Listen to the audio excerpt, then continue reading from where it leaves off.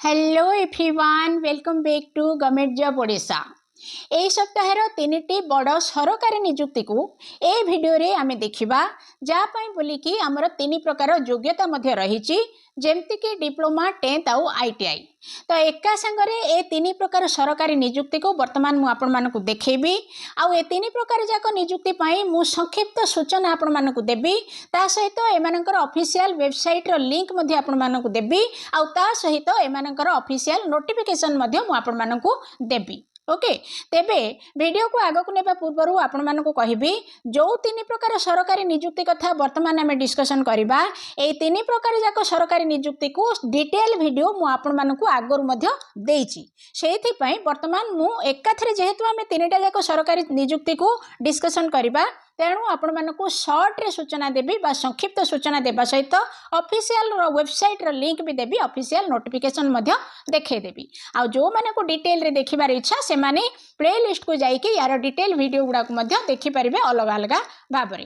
तो देखंतु हमर प्रथम चाकरी आसीची कोठू देखि परथिबे हमर ऑर्गेनाइजेशन नेम होची डिस्ट्रिक्ट कोर्ट नयागढ़। ओके तो ए जो डिस्ट्रिक्ट कोर्ट नयागढ़ रे हमर टोटल पोस्ट देखि परथिबे पोस्ट नेम टोटल हमर 4 प्रकार पोस्ट बाहरची स्टेनोग्राफर तापरे junior clerk and copyist next हमर जूनियर टाइपिस्ट तापरे हमर सैलरीड अमेन। ओके तो एथिरे केतेटा टोटल पोस्ट बाहरची नंबर ऑफ वैकेंसी होची 18 टी पोस्ट हमर एथिरे बाहरची जोठी कि हम पई एजुकेशनल क्वालिफिकेशन होची डिप्लोमा आउ 10th माने जो 4 प्रकार चाकरी आमे ऊपर देखिले कहा कहा पई योग्यता डिप्लोमा दरकार आउ कहा कहा पई हमर 10th योग्यता दरकार। ओके तापरे आमे देखिबा वर्तमान ऑफिशियल वेबसाइट एटी देखंतु एटा होची हमर नयागढ़ जोटा डिस्ट्रिक्ट कोर्ट रो ऑफिशियल वेबसाइट रो लिंक होची एटा nayagarh.dcourts.gov.in। आपण गूगल को जाई कि ए जो लिंक वर्तमान मु आपण मानको एठी देखैली ए लिंक लेखि कि आपण सर्च करिवे। ओके सर्च कला परे आपण मानको सामना को पळे आसीबो एटा जोटा कि जो चाकरी बा जोटा नयागढ़ डिस्ट्रिक्ट जज बा डिस्ट्रिक्ट रो आमे कोर्ट रो वर्तमान चाकरीटा देखुचंती तार ऑफिशियल नोटिफिकेशन होची एटा। ओके तेबे मने रखंतु एथिरे आमे जो आवेदन करिबा आमे केवल ऑफलाइन माध्यम रे आवेदन करिबा आ पई बोली कि हमरो ऑनलाइन आवेदन करा जिवो नाही। तो आसीगला देखंतु एठी रहिछि डिटेल उपरे जोटा कि मु आपण मानको वर्तमान सिखे देली जे केमिति गूगल को जाई कि ऑफिशियल लिंक देई कि नोटिफिकेशन डाउनलोड करिवे आपण निजे नोटिफिकेशन को डाउनलोड करिवे आ पढिबे। ओके तो पढ़िले जदि आपण निजे निजे बुझी पारु नांती ताहेले यार डिटेल वीडियो मु आगरु देइछि बोली आपण मानको कहिलिणी प्लेलिस्ट रे अछि जाई कि ताको देखि परबे। ओके ताले देखंतु एठी हमर रहिछि कोन कोन पोस्ट अछि स्केल ऑफ पे माने दरमा केते मिलिबो कहा पई केते रिजर्व रहिछि एससी एसटी अनरिजर्व पई कहा पई केते अछि टोटल पोस्ट हमर केते अछि सब एठी लेखाय कि रहिछि। नेक्स्ट हमर एलिजिबिलिटी ऑफ कैंडिडेट को चाकरी पई आवेदन कले कोन तार योग्यता दरकार पड़िबो एठी रहिछि। तापरे हमर आसीगला जेमति कि देखि पारथिबे हमर फीज किए कौन फीस दबो देख पारे नो फीज कहीं आम जेहेतु ये ऑफलाइन माध्यम आवेदन हम तेणु फोन फीज आमको किसी देवा पड़ो ना। तापरे आमर एथिरे माने चाकरी करने आमर एग्जामिनेशन हम जहाँ बोलिकी केमती एग्जामिनेशन हम केते मार्क रे केतेटा कौ सब्जेक्ट रु हम एठी सब आपनकर लेखाई कि रही सब गुड़ाक चाकरी एठू आप देखीदेवे ता छड़ा आपण माने जो परीक्षाटा देवे कौ टॉपिक को लेकिन आप परीक्षा देवे केते केते मार्क रे ए गुड़ाक मध्य एठी लेखाई कि रही। ओके तापरे नेक्स्ट आमर कौ स्टेप रे आपण मानकर सिलेक्शन टा हबो से गुड़ाक मध्य एठी लेखाई कि रही।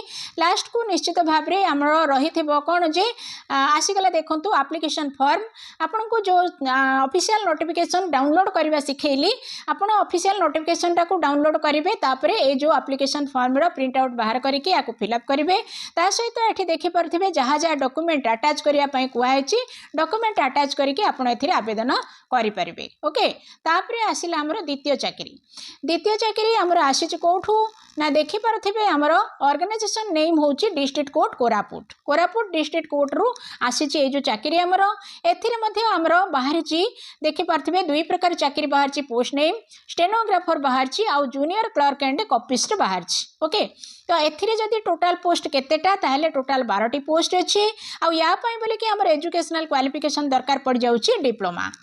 नेक्स्ट हमर ऑफिशियल वेबसाइट होची koraput.dcourse.gov.in एठी मध्ये हम ऑफलाइन माध्यम रे आवेदन करिबा। तो गूगल रे जाई कि आपण ए लिंक लेखिकी सर्च करिवे। सर्च कला परे आपण मानको पाखको पळे आसीबो ए जो ऑफिशियल नोटिफिकेशन टा ओके। तो यार मध्य मु डिटेल वीडियो आपण मानको देइची जदि देखिबार अछि प्लेलिस्ट को जाई कि देखि परिबे। तो सेठी ऊपर जेमती सब कथा आपण मानको कहिथिली जेमती कि आपण मानकर परीक्षा केमती हबो आपण मानकर सैलरी फैलरी जहा किछि डिटेल ऊपर जानिबार अछि सब गुडाक एठी आपण मानकर रहिछि। ऑफिशियल नोटिफिकेशन को डाउनलोड करेंगे डाउनलोड करके भल भाव में पढ़े पढ़ी सारा पर ये देखो आसला आपण मानकर एप्लिकेशन फॉर्म ये एप्लिकेशन फॉर्म रे जहाँ जहाँ फिलअप करने कहुई फिलअप करदे तापरे आवेदन करेंगे। नेक्स्ट आमर 3 नंबर चाकरी आसला 3 नंबर चाकरी कौटू आसी देखिपे organization name all India institute of medical science Bhubaneswar ये आमर जो भुवनेश्वर मेडिकल रही एम्स हॉस्पिटल सेठी आसी आमर ये जो वैकेंसी। तो ये जो वैकेंसी रो पोस्ट नेम होची प्रोजेक्ट टेक्निकल सपोर्ट ओके। एथिरे हमर टोटाल केतेटा ना 2टी पोस्ट हमर रही 2 पोस्ट पई हमर एजुकेशनल क्वालिफिकेशन दरकार पड़ुची डिप्लोमा 10th आउ ITI ए भलिया क्वालिफिकेशन रे आमे एथिरे आवेदन करि परिबा। नेक्स्ट आर ऑफिशियल वेबसाइट जदि आमे देखिबा ताहेले amsbhubaneswar.nic.in होची आर ऑफिशियल वेबसाइट आउ एथिरे मध्ये आमे जो आवेदन करिबा ऑफलाइन माध्यम रे आवेदन करिबा तेणु कोनोसी मध्ये फीस हमको दरकार पड़िबनी। तो ए जो वेबसाइट रो लिंक आपण मानकु वर्तमान मु देखौची गूगल रे एटा लेखिक जदि आपण सर्च करछंती ताहेले आसी जिवो आपनक पाखकु ए जो ऑफिशियल नोटिफिकेशन याकु आपण भलो भाव रे पढिबे। आर मध्ये डिटेल वीडियो मु आपण मानकु देइची प्लेलिस्ट को जाई कि आपण देखि परिबे। तापरे एठी एप्लिकेशन फॉर्म आसिला आकु फिलअप करिकि आपण एथिरे आवेदन करि परिबे। ताहेले एठी वीडियो को बंद करिबा निहाती भाव रे वीडियो को शेयर करिबा आगो को अधिक वीडियो पाइबा पई गवर्नमेंट जॉब ओडिशा चैनल को सब्सक्राइब करिकि रखिबा।